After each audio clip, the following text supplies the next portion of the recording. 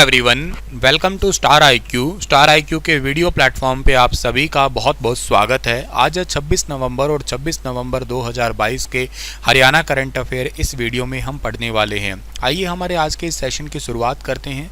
आज 26 नवंबर को मनाया जाता है कॉन्स्टिट्यूशन डे और के साथ ही मनाया जाता है आज ही के दिन नेशनल मिल्क डे। अंतर्राष्ट्रीय दूध दिवस मनाया जाता है 1 जून को।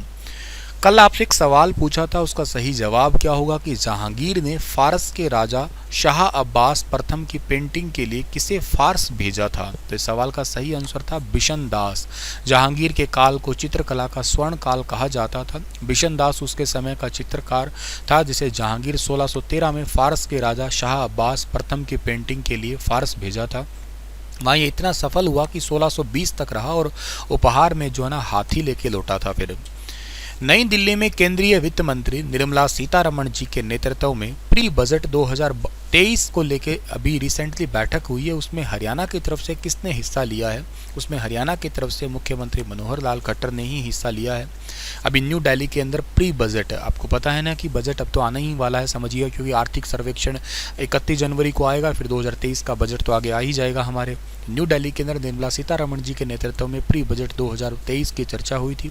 इस बैठक में शिक्षा, स्वास्थ्य, स्वावलंबन और विकास से जुड़े हुए मुद्दे जो है ना उनको प्राथमिकता पे इस बार रखा जाएगा यूनियन बजट 2023-24 के अंदर। निर्मला सीतारमण जो है ना वो कर्नाटका से जो है विधायक हैं, ज़रूर याद रख लीजिएगा आप लोग। Finance minister of all the states, सभी राज्यों के वित्त मंत्री शामिल थे। अब हरियाणा राज्य के वित्त मंत्री तो मुख्यमंत्री है, वही वित्त मंत्री है। संघ राज्यों के विधायक मंडल सहित वित्त मंत्री भी शामिल थे। उसके अंदर ये पूरी बैठक हुई है, ये याद रखिएगा आप लोग, ठीक है। ये जो दोनों साथ में दिखाई दे रहे हैं, ये दो लोग कौन है जो बराबर की कुर्सी पे बैठे हैं? और आपने देखा होगा कि बजट जब पब्लिश हुआ था ना, उसमें भी पिछला बजट, उसमें दोनों साथ थे। ये डेप्यूटी फाइनेंस मिनिस्टर का डिपार्टमेंट संभाल रहे हैं। इनका नाम है डॉक्टर भगवत सिंह कुराड और इनका नाम है पंकज चौधरी। वैसे भी आपको दिख रहे हैं, ये मिनिस्टर ऑफ स्टेट्स के रूप में काम कर रहे हैं, दोनों फाइनेंस डिपार्टमेंट को ही संभाल रहे हैं ये, ठीक है। चलिए आगे जाते हैं और अगला सवाल जो हमारा होने वाला है वो क्या रहेगा। अच्छा, अगला क्वेश्चन पढ़ाऊँ उससे पहले एक बात और इम्पॉर्टेंट यही बता दूं कि गुरु तेग बहादुर जी की शहादत के दिवस में 28 नवंबर को जो है ना हरियाणा सरकार ने सभी सरकारी कार्यालय, बोर्ड, निगम, शैक्षणिक संस्थान जितने भी हैं वहाँ पे एक हॉलीडे घोषित किया है। तो मतलब छुट्टी की घोषणा की है। इसको एक्चुअली इस दिन को श्री तेग बहादुर जी की शहादत दिवस के रूप में सेलिब्रेट किया जाएगा राज्य स्तर पे। ये इसी बार से 2022 से होने जा रहा है। राष्ट्रीय गोकुल मिशन के अंतर्गत राष्ट्रीय गोपाल रत्न अवार्ड 2022 के लिए किस जिले के गांव गिल्ला खेड़ा के श्री जितेंद्र सिंह का सिलेक्शन हुआ है?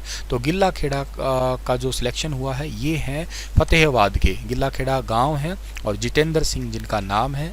राष्ट्रीय गोपाल रत्न अवार्ड 2022 के लिए मैंने कल वाली नेशनल करंट अफेयर वीडियो में इससे रिलेटेड काफ़ी सारी चीज़ें पढ़ाई थी। अगर आपने नहीं देखा है तो ज़रूर देखना उस वीडियो को। भारत सरकार का मत्स्य पालन, पशुपालन और डेयरी विभाग के अंतर्गत आता है ये डिपार्टमेंट। गो जातीय प्रजनन और डेयरी विकास राष्ट्रीय कार्यक्रम के तहत ये अवार्ड दिया जाता है। और जो गोवंश है उनकी अलग अलग प्रकार की किस्में, उनको ईजाद करना और के साथ ही संकरण विधि को अपनाने के लिए ये वाला अवार्ड देते हैं। इसके अंतर्गत ही राष्ट्रीय गोपाल रत्न अवार्ड इस बार मिल रहा है फतेहाबाद के गांव गिल्ला खेड़ा के श्री जितेंद्र सिंह है, इनका सिलेक्शन हुआ है हरियाणा में। जितेंद्र सिंह सबसे प्रगतिशील स्वदेशी मवेशी पालने वाले किसान ब्रीडर में से एक माने गए हैं और देसी नस्ल की गाय भैंस पालन की सर्वश्रेष्ठ डेयरी किसान श्रेणी में पूरे देश में जो है ना इनको पहले अवार्ड के रूप में चुना गया है।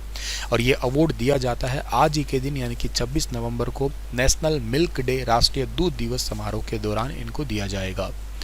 हरियाणा में वैल्यू चेन लिंकेज बनाने के निर्देश अभी रिसेंटली किसने दिए हैं? तो हरियाणा में वैल्यू चेन लिंकेज बनाने के निर्देश दिए हैं हरियाणा के डिप्टी सीएम, नाम है Dushyant Chautala. Option number A इस सवाल का बिल्कुल ठीक रहेगा, इन्होंने ये निर्देश दिए हैं। इससे होगा क्या सर? इससे Haryana agri business and food processing policy के तहत जो है ना यूनिट लगाने वालों का काम हो जाएगा। यूँ समझो कि हरियाणा के अंदर एग्री बिजनेस बढ़ेगा, हर एग्रीकल्चर से रिलेटेड जो इक्विपमेंट है उनमें ग्रोथ मिलेगी। इसके साथ दूसरे राज्यों का और के साथ ही देशों का इन्वेस्टमेंट भी जो है ना अपने हरियाणा राज्य से आएगा। हरियाणा राज्य में आएगा और के साथ साथ ग्रामीणों को रोजगार तो मिलेगा ही मिलेगा। इसके अलावा इसी चेन से रिलेटेड जो है ना वो डेयरी क्षेत्र हुआ, बागवानी क्षेत्र हुआ, पशुधन, मत्स्य, poultry, product value, value addition, इन सभी में जो है ना वो काम में बढ़ोतरी मिलेगी। मतलब हरियाणा को ऊंचे स्तर पे लेके जाया जाएगा मत्स्य पालन में। जैसे मत्स्य की बात करता हूँ तो मछली हैचरी हरियाणा राज्य में पूरे भारत की पहली, बल्कि कहिएगा झज्जर जिले के अंदर बनाई जा रही है। किस राज्य को सर्वश्रेष्ठ दिव्यांग जन आयुक्त पुरस्कार दिया जाएगा? वेरी वेरी इंपॉर्टेंट क्वेश्चन है। भारत में सबसे बेस्ट दिव्यांग जन आयुक्त अवार्ड दिया जा रहा है हरियाणा राज्य के दिव्यांग जन आयुक्त, जिनका नाम है राजकुमार मक्कड़। इनको जो है ना इस अवार्ड के लिए सिलेक्ट किया गया है। दिव्यांगता संविधान की 7वीं अनुसूची की राज्य सूची के अंतर्गत आता है। हरियाणा राज्य के दिव्यांग जन आयुक्त पुरस्कार मिला है राजकुमार मक्कड़। इनको भाजपा पंजाब महिला मोर्चा की महामंत्री नीतू खुराना ने भी सम्मानित किया था थोड़ी देर पहले ही। और ये अवार्ड इनको एक्चुअली 3 दिसंबर को दिया जाएगा। सिलेक्ट इनका नाम हो गया। भारत की राष्ट्रपति द्रौपदी मुर्मू जो है ना इनको ये अवार्ड देगी। विश्व दिव्यांग दिवस के ऊपर वर्ल्ड डिसेबिलिटी डे बनाया जाता है 3 दिसंबर को, इसी दिन ही। तो दिव्यांग जन पुरस्कार राजकुमार मक्कड़ को दिया गया। Very important. दिव्यांग जन ऑनलाइन पोर्टल पर 24 घंटे शिकायत दर्ज ये करवा रहे हैं। इनकी वजह आप ये सोच रहे होंगे कि क्यों मिल रहा है इनको, क्योंकि दिव्यांगों की शिकायतें ऑनलाइन ही ये सॉल्यूशन दे रहे हैं। दिव्यांग जन को 20 अंक दिए जा रहे हैं।